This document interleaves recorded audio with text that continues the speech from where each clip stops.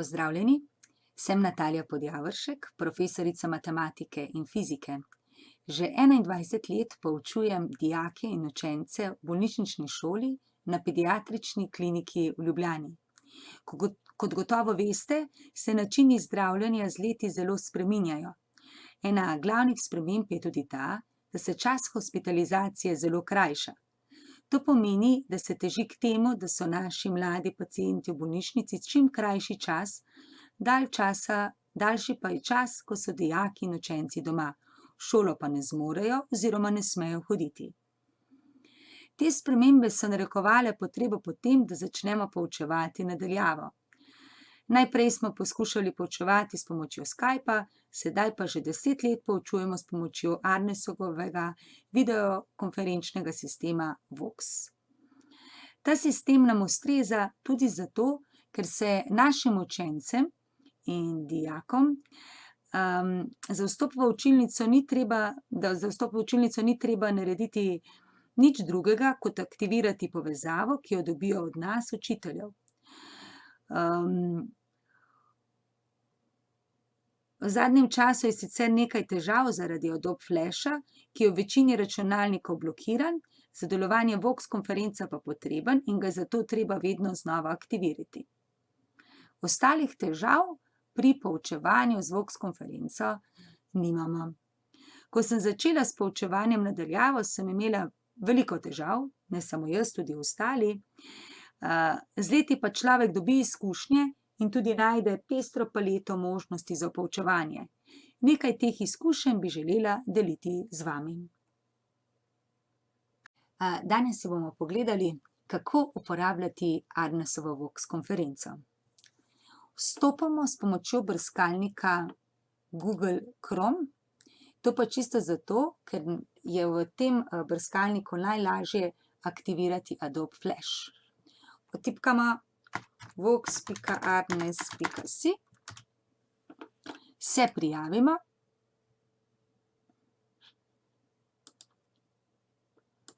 malo počakamo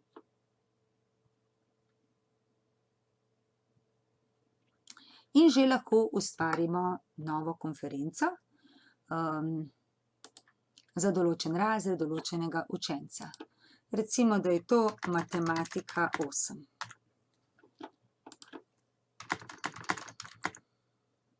Pri opisu je vseeno, kaj napišemo.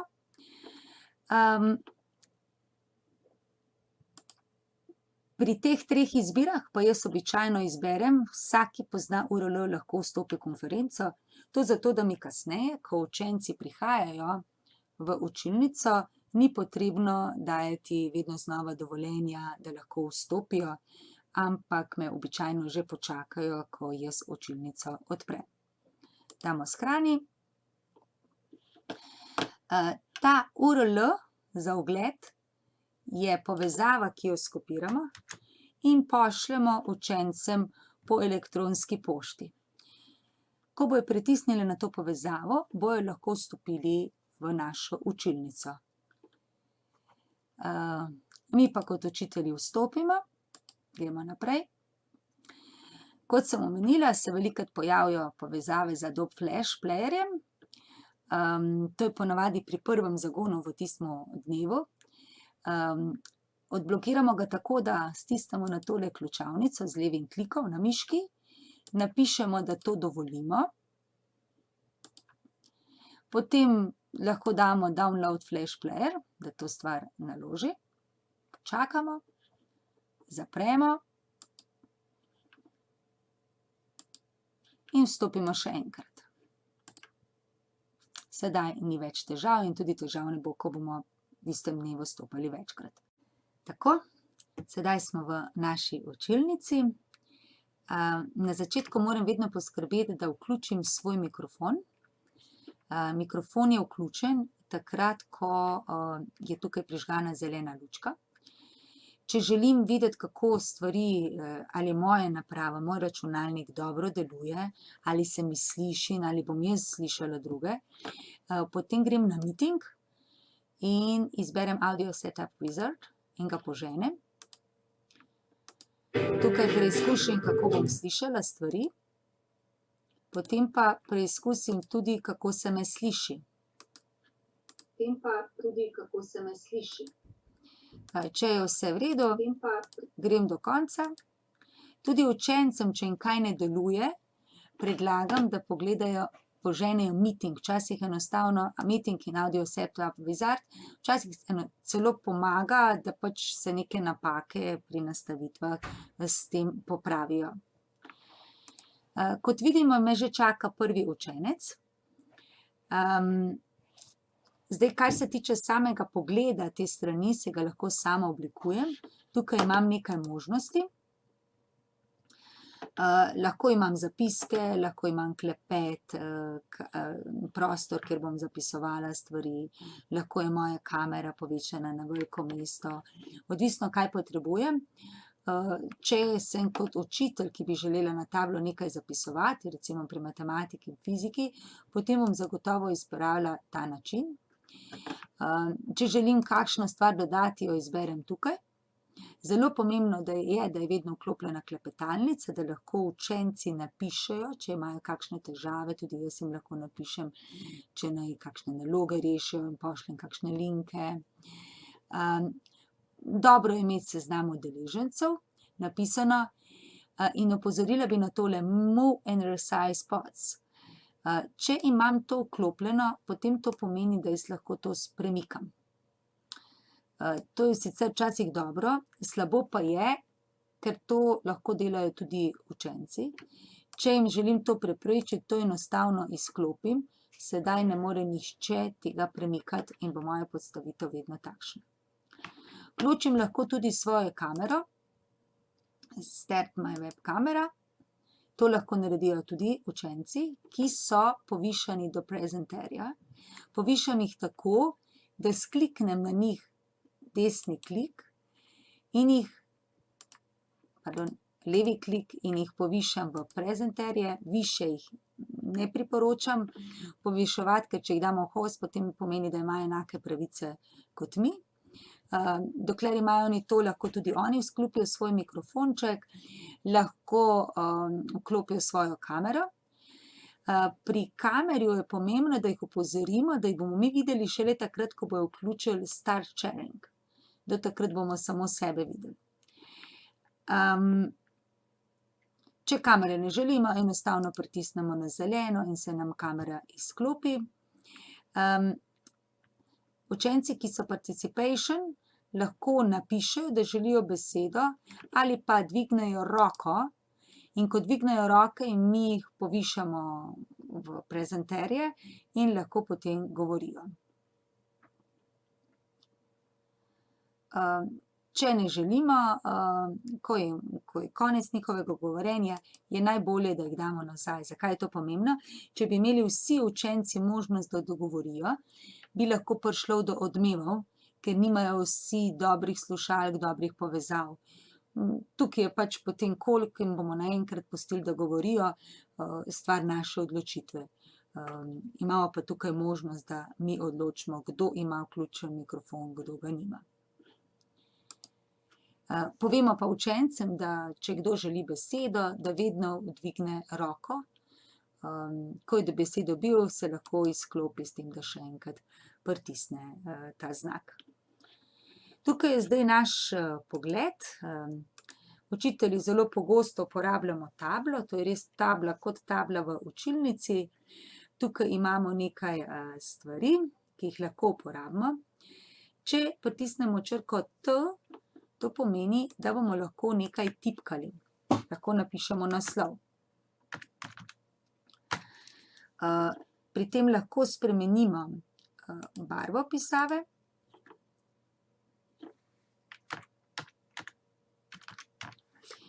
Lahko spremenimo velikost pisave. Lahko spremenimo tudi font. Tukaj se pač odločimo, kaj si želimo.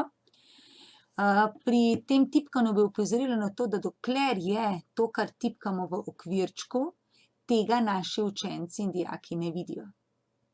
Ko gremo dol, se jim pokaže. Drugače je z svinčnikom. svinčnik.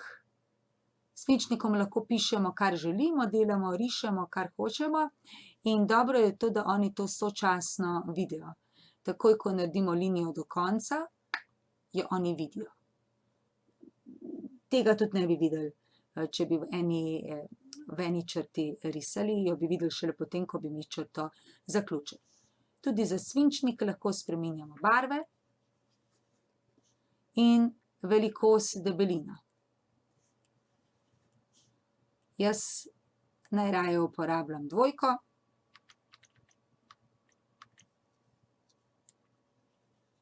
Tako. Ko je moja stran polna in jo želim zamenjati, enostavno pritisnem naslednjo. Prejšnjo imam ohranjeno. Ampak ohranjeno imam toliko časa, dokler ne grem na dodelitev zaslona, kar bom pokazala kasneje. Zelo pomembna je tudi tale možnost, ki mi omogoča risanje kvadratkov, puščic in ravnih črt, ki so veliko pomoč pri risanju kakšnih tabel in podobnih zadev. Tako da tukaj pač potem sama preklapljam. Zdaj jaz za pisanje uporabljam grafično tablico, da se tudi z miško, s tem, da je takrat pač pisava manj čitljiva, brez težav pa uporabljam tiskanje, risanje črt in podobne zadeve. Če želim kaj izbrisati, lahko to označim in izbrišem, ali pa vklopim to funkcijo undo in mi izbriše zadnje stvari, ki sem jih napisala. In kot sem že rekla, menjavo strani, kadar si že želim. Če želim to tablo povečati, dam na full screen, s tem, da zdaj ne vem, kdo je, ne vidim klepetalnice, tako da tega ni dobro uporabljati preveč dolgo časa. Če uporabljam, vsake to časa pogledam nazaj. Je pa to dobro zato, ker je pač pogled boljši, a ne.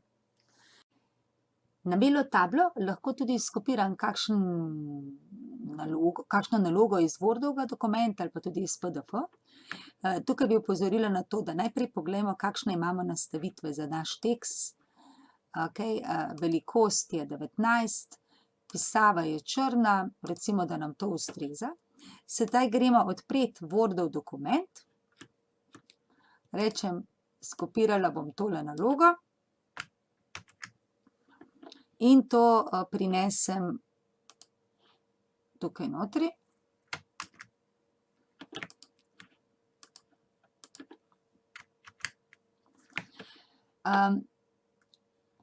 Tukaj moram biti malo previdna, ker pač nima te opcije, da bi sam zaznal, kje je rob. In nam včasih nalogo piše do konca, v tem primeru moramo pač potem sami z enter označiti, kje naj gre v naslednjo vrstico. Tako zdaj to nalogo vidijo tudi učenci in mi lahko potem brez težav nalogo rešujemo. Tudi sila trenja nazaj. Kot sem že rekla, je večja težava, če imamo več teksta. Recimo, da bi rekla, ok, bom jaz tukaj zdaj več nalog si pripravila. Tudi to lahko poskušam skopirati sem. Vendar imam lahko zdaj, dokler imam to samo takole določeno, je v redu, premikam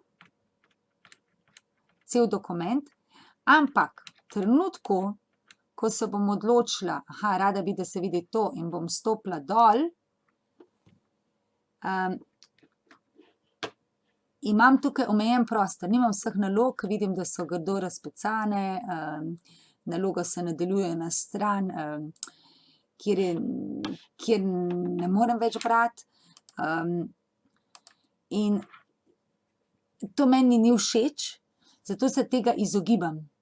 Če že to uporabljamo, je pomembno, da uporabimo na čim manjših odsekih, da pač res kopiramo samo eno nalogo, ne vse skupaj. Če želimo deliti cel dokument, pa naredimo takole.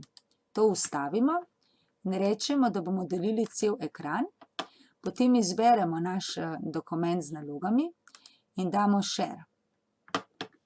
Zdaj res pojavi ta križci, mislim, ta mreža, to pomeni, da učenci ne vidijo. To traja toliko časa, dokler se stvar ne naloži. Tako lahko delim svoj dokument, to zdaj vsi vidijo. Jaz pač se lahko premikam, ustavim, no, poglejte tole, kaj tukaj piše, grem naprej. Učenci berejo skupaj z mano, rešujemo. Edino, kar mi tukaj manjka, oni samo vidijo, ne morem jaz ničesar dopisati.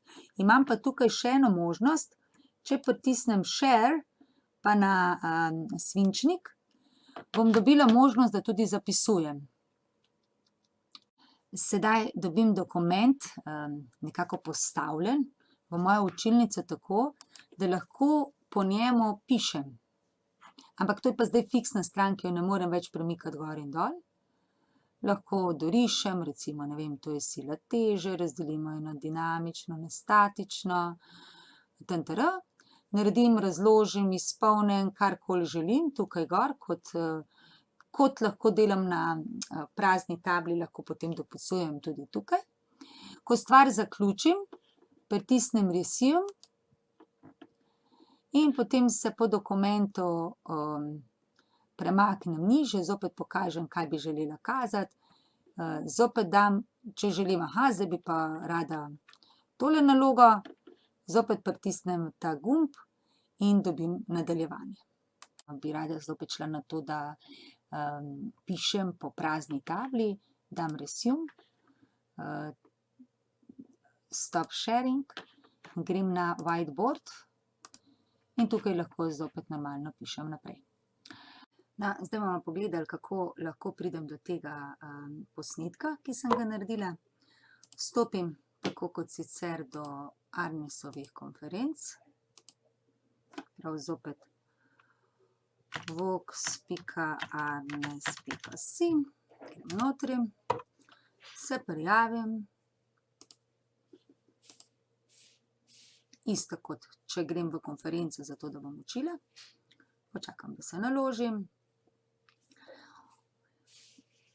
pogledam v našo učilnico in tukaj imam posnetke. In tukaj posnetke izberem, recimo, da grem, da imam še pa nekomu drugemu posnetke, takole, posnetek, tukaj je zdaj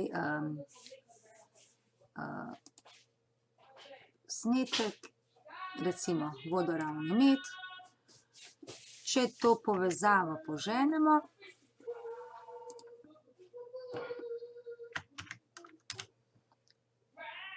vidimo, da pridemo do željenega. Tako pač nekaj časa traja, da se naloži. In sedaj imamo tukaj... In boš lahko tudi kasneje si pogledal. Tako. Tukaj pač neka stran. Drugo kateto in hipotenuzo.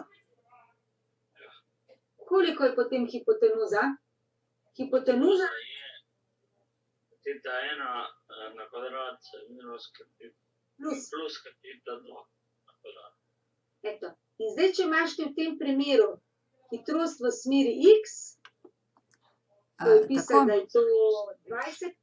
Tako imamo zdaj posneto in ta link lahko jaz grem pač na mail in ga posredujem nekemu učencu, komorkoli se odločim, in ima on zapiske tudi pri sebi ali pa skupini učencev in je vsem dano na razpolago, oni lahko do tja pridejo, kadar želijo.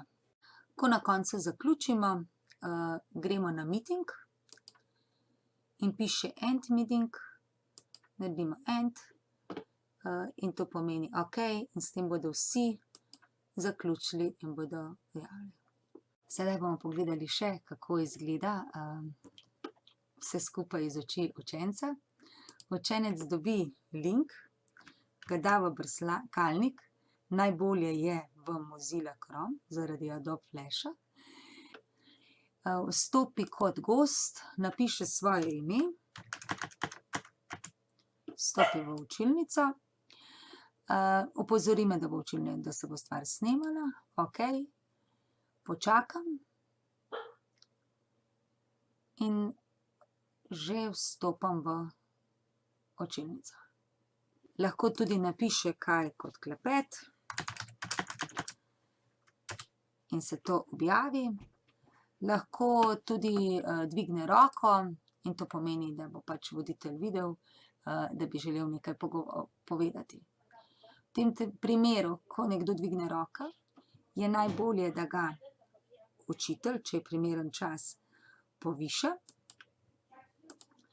in sicer mu dodeli z levim krikom možnost, da je on pač prezenter. V tem trenutku še zraven mikrofonček, ki ga lahko vklopi, takrat govori, ker to včasih odmeva, je fino, da je vklopljen samo en mikrofonček, tudi učenci tudi sami izklapljajo in vklapljajo. Lahko pa voditelj, takoj ko nekdo neha govoriti, naj ga zopet da med običajne participation.